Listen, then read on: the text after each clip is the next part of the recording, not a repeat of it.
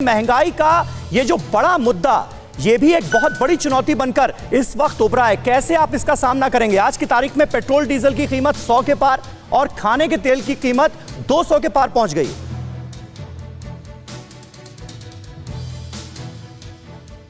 देखिए, जिस तरह से दशकों पुरानी हमारी जुबान थी, पंडित जवाहरलाल नेहरू 1960 के दशक में कह रहे थे कि 370 जो है वो घिसते घिसते घिस जाएगा।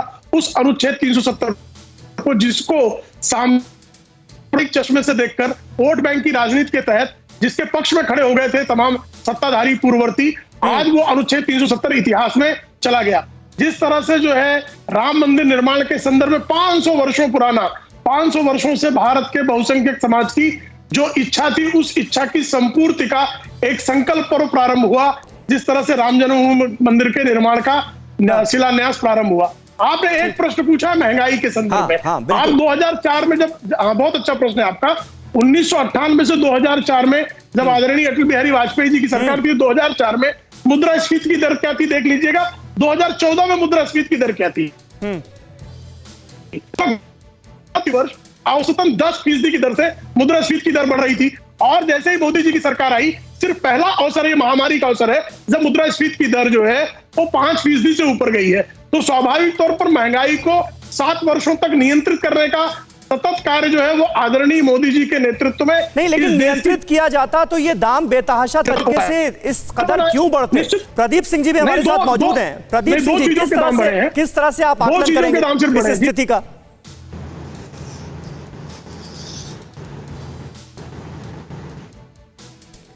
प्रदीप सिंह जी, आवाज आ रही है? हाँ आ रही है। समीर, क्या सवाल पूछा आपने?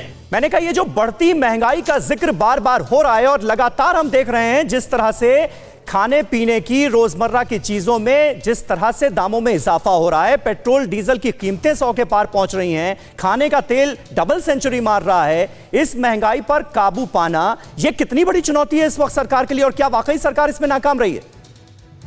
नहीं समीर जी, मेरा मानना है कि देखिए, महंगाई ऐसा मुद्दा है जो बड़ा सेंसिटिव होता है किसी भी सरकार के लिए। इस सरकार के लिए भी है, पहले की सरकारों के लिए भी थी, आगे भी होगा।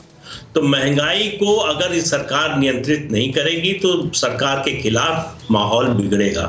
आप कितना भी अच्छा गवर्नेंस कर रहे हो, आपकी उपलब्धियां हैं, इससे कोई इनकार नहीं कर सकता। लेकिन अगर महंगाई जो ऐसी है जो लोगों के रोजमर्रा के जीवन को प्रभावित करती है, घर चलता है लोगों का, अगर उस पर प्रभाव पड़ता है, अगर आपको अपने बच्चों के खर्च में कटौती करनी पड़ती है, आपके खाने पीने की चीजों में कटौती करनी पड़ती है, तो फिर लोग फिर आप बाकी चीजें देखने को तैयार नहीं होते।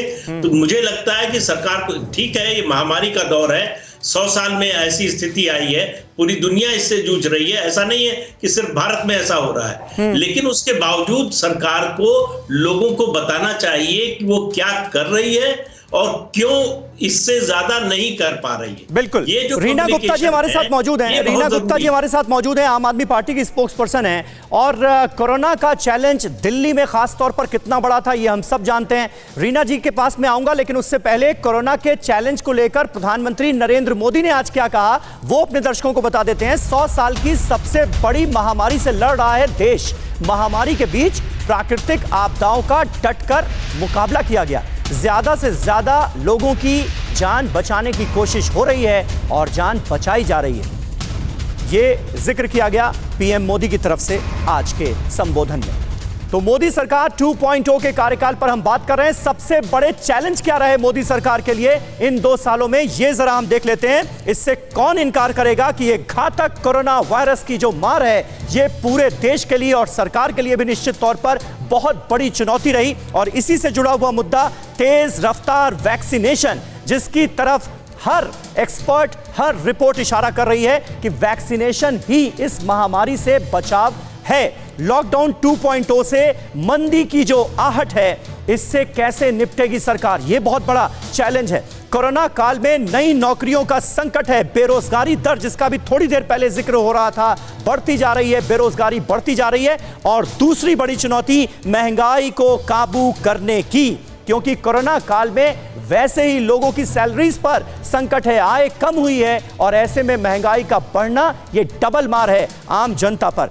किसानों का आंदोलन, जी हां, किसान भी नाखुश हैं, वो आंदोलनरत हैं, 3 केंद्रीय कृषि कानूनों के खिलाफ अपना मोर्चा बुलंद किए हुए हैं। इसके अलावा CAA NRC पर कई राज्यों का विरोध सामने आया, क्योंकि बहुत सारे ऐसे राज्य हैं जो CAA के खिलाफ हैं। आंदोलन जिस तरह से हुआ और इस कानून को लेकर जो विवाद हुआ वो हमारे सामने था ही। इसके अलावा फरवरी 2020 में दिल्ली के जो दंगे हुए वो भी एक बहुत बड़ा ब्लॉट रहे। दिल्ली दंगों में इतने लोगों की जान जाना, इतने लोगों का घायल होना, ये भी अपने आप में एक बड़ी चुनौती की इस तरह के मुद्दों से कैसे सरकार निपटे।